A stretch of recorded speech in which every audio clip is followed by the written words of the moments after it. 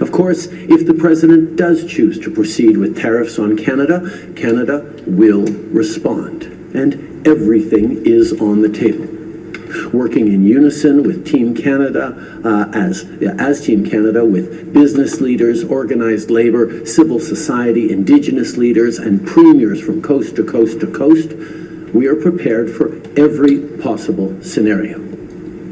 In fact, just last night, I spoke to Premier Ford in his capacity as chair of the Council of the Federation, and he reiterated his unwavering commitment on behalf of Canadian premiers to working all together.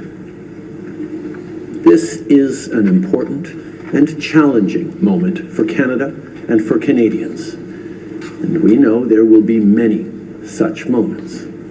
Through all of it, I want to be clear that we have Canadians' backs. We will protect our national interest while we protect the most successful economic and security relationship the world has ever seen. I and my cabinet will continue to work with leaders across the country who've stepped up to unite in defense of Canadian workers, Canadian businesses, Canadian sovereignty. And that is precisely what we will continue to focus on today during this cabinet retreat. Thank you. Merci d'être ici. With that, I'm looking forward to your questions. So I just watched Trudeau's address to Canadians about the Trump tariff, and I have to say, as always, I'm not impressed. The thing I can condemn the most is that right away Trump shows that Trudeau is a small boy. He put Trudeau on the defensive, apparently. From his speech there, I can deduce that they're not really ready at all for the tariff. They don't really comprehend what it means. They don't talk about trying to cooperate with Trump. They don't talk about that they failed to fulfill Trump's wishes for the border, and also to make our payment properly to NATO, and also for our defenses. They failed to meet Trump's criteria, as I see it. And this is the situation that we're in. That's why Trudeau has failed us ultimately, and why Trump is going to go through with all these actions. Executive order. And I have to say, I wish I could say I was surprised at this point. It's very, very sad to see a guy like Trudeau, number one, who shouldn't even be spokesman for the party anymore. He shouldn't. Stop acting as though you're leader, Justin. You're gone. You're nobody. You do not act in the capacity or the authority as prime minister. Your party wants you gone. The country wants you gone. If there's an election tomorrow, you'll be gone. You understand? I know you're a slow boy and you don't understand really what Canadians want because you're a delusional guy. And you talk delusional here as well, so far as I've seen. Trudeau is not our representative. That's number one. But as far as the Canadian response goes, I would say going to war with Trump as Canada is by far the most ridiculous, most ludicrous thing that we could do. The best that we can do to punish the Americans, I can't think of anything except to join with Russia. If we do that, who are we? I'm going to put a point to you again that I tried to make yesterday. Hypothetically, if Putin wanted to come over the border and take part of the Arctic or take something he wants from Canada, can Canada actually stop him without the American support? Can we enact the same pain that Trump is going to do to us economically as Canada in its capacity can do? Can we say that we're an equal partner? No, we cannot. I believe we are tremendously in need of the support of the Americans at this moment. Now, for those of you who tried to condemn Trump, I urge you to think about it logically. Trump is doing what he can to protect the Americans. And as Trump sees, Canada and Mexico have utterly failed. So he's just doing what he always does. He's going to get his way.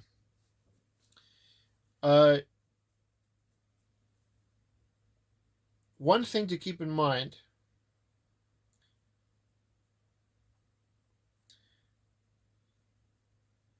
in the future, Trump has plans for the whole Arctic.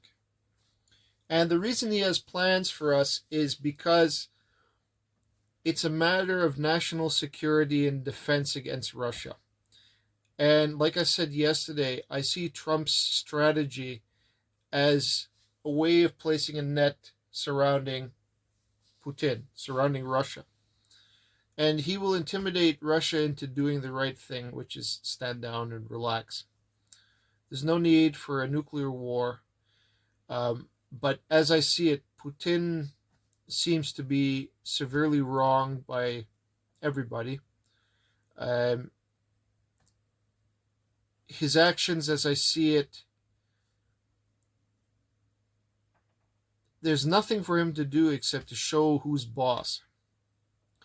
And I think with the problems what Biden himself created by sending so much money to Ukraine and not even trying to hide the fact that he was supporting Ukraine in this war is really put a lot of strain on our relationship with Russia. And Russia's view towards the rest of the world, I would call it paranoid and distrustful.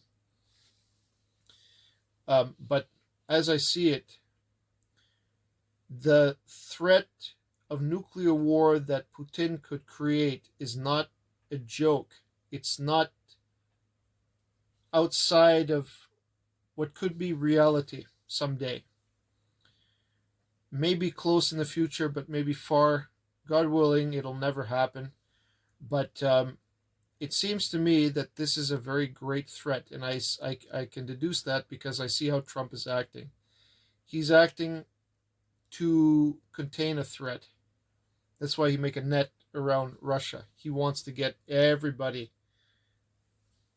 around him, and surround Russia by many different kind of warfare. Economic, number one, but also to make allies of everybody around, or to put them firmly under United States control. Now, to get back to the tariff problem, Canadian politicians never strike me as the type of people who have vision for the future, except for Danielle Smith, who's been trying to negotiate our relationship. I would say unsuccessfully because the tariffs are still going on. I don't know if Alberta is going to receive different treatment from the rest of Canada, but I assume not. Poilievre has been very quiet about this whole matter, and I think it's because he's waiting. He's waiting to know exactly what's happening with this order. He wants to see it in writing. He wants to see evidence so he can know how to react correctly. But I'm going to tell you what he should already know. It's the most foolish thing to engage in a trade war with the United States. Whether we like it or not, and I don't think Trump's requests, his to secure our border is unreasonable. I think it's very reasonable. I think if we're really patriotic and we really care about our country, we should probably do those things anyway. And it's not like it's a tall order. We do struggle to make the ends meet because of this silly Liberal Party who has wasted all of our money on nonsense. But at the same time, Canada is a rich nation, and if we really, get our act together, we can probably make it. You know what I mean? Like, but this government keeps on wasting everybody's time, delaying and delaying for an election, and like, I mean, it's we're just stuck between a rock and a hard place. It's there's no way forward. And Trudeau's threat, everything is on the table. That's a boy talking. Trump would look at something like that. He'd probably be laughing from his desk at the White House. It's like, nothing you say, boy, is going to make anything I do to you anything less. If anything, it'd make it more. To teach you a lesson, small boy. You're not really the Prime Minister of Canada. You're a nobody, but I refer to you as the Governor of Canada because you're a joke show. I, I I like the way that Trump illustrate people exactly as they are. He's a people guy, and he's got a read on Trudeau. He's got his number. I tell you, it's easy. But that aside, um, I want to reiterate to you, because I know Canadians probably hate to hear it, and I know they do, because there's this Canadian pride which I can't understand, but it does exist. Um, we are meant to be together with the States, not only because economically it would make perfect sense, but because of defenses. And I tell you, if somebody were to come into Canada by force, or if Putin decided to attack us, for example, that would be foolish for him. But say he wants to take the Arctic, take it by force, whatever. Um, in a way, Putin already controls the Arctic without anybody really knowing, by placement of ships and all sorts of things that the Russia are doing quietly behind the scenes.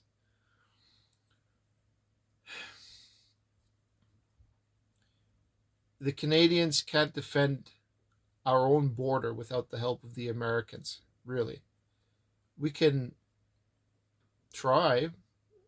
I'm not saying there aren't brave men and women who are willing to die for our nation, but in the end, I just don't see it. We don't have the population to patrol our border uh, nicely, correctly. Uh, and economically, if we don't have the States as a trading partner, we're going to lose so much money. But in addition to the tariffs, Trump, when he's talking about, we're going to get our own oil, we're drilling our own oil, we're not going to buy from Venezuela. It shows to me what Trudeau was saying is absolute. He doesn't know anything. He would have heard from Trump's speech that he has no intention of buying oil from Venezuela. They're going to make everything at home. Everything. And they're going to draw business in using the tariffs so that everything be favorable so long as you build in the U.S. All the money is going to go into the U.S. That's it. Trump's plan is economic warfare 101. Strategy first. Nobody here in Canada strikes me as they're really prepared for it. And I doubt that Polyev, even if after he's elected, he's a smart man economically, so he probably will find a way to take up the slack. I know he'll probably send oil to Japan, to whomever is asking, whoever's got their hands out. He'll pump the oil right out, and he'll make sure it gets to where it has to go. But Trudeau is not smart like that. It's foolish to ask that boy to do anything right at this point. Everybody knows that he just screws everything up wherever he goes. So there's no hope. And I hear that the election could be a year away. I hear rumors that it's not going to be what everybody thinks. The Liberals are so clever to stay in power.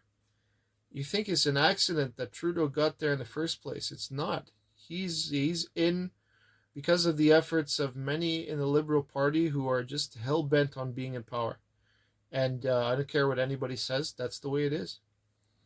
As far as he goes, he is not the leader of this country anymore.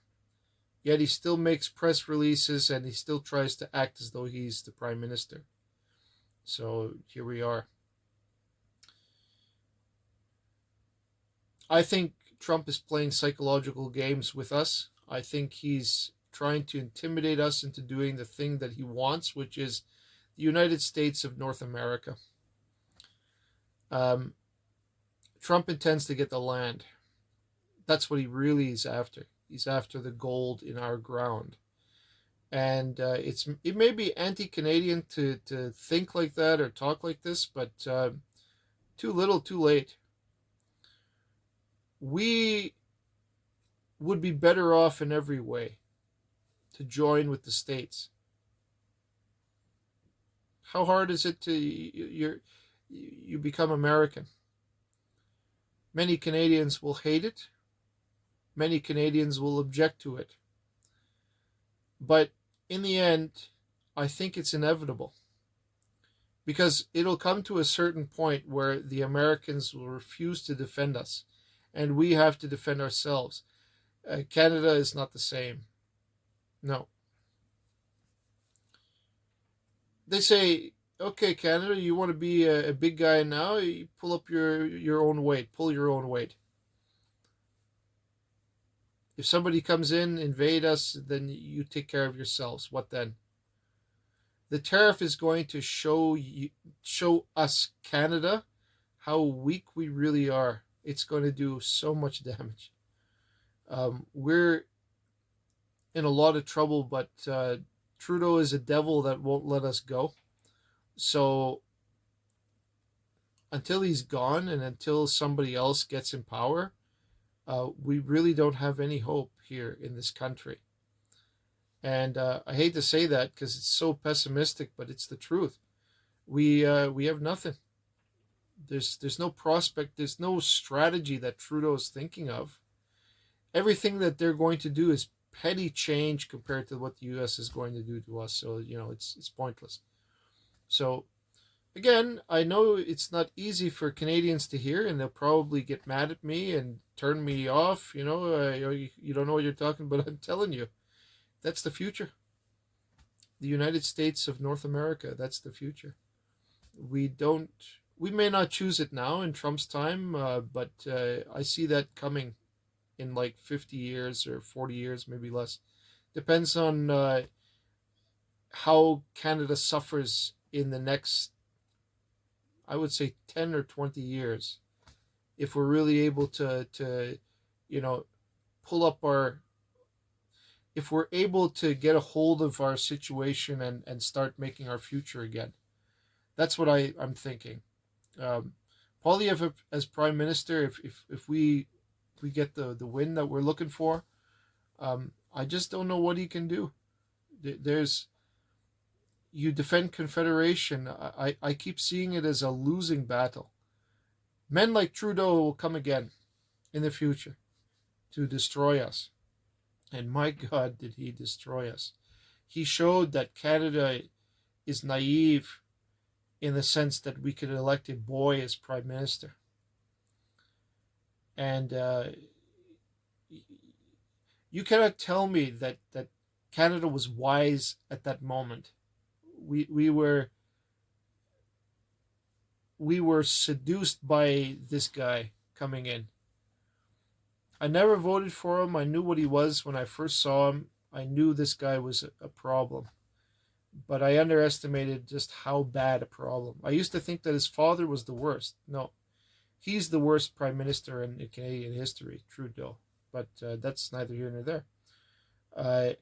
I just want to reiterate that they have no intention of cooperating with Trump, and that's the mistake that's going to cause all the problems. Thank you very much for listening, and take good care. Please like, subscribe, and comment. I'd love to hear what you want to talk about. We can have any kind of dialogue with it. So take care. Bye-bye.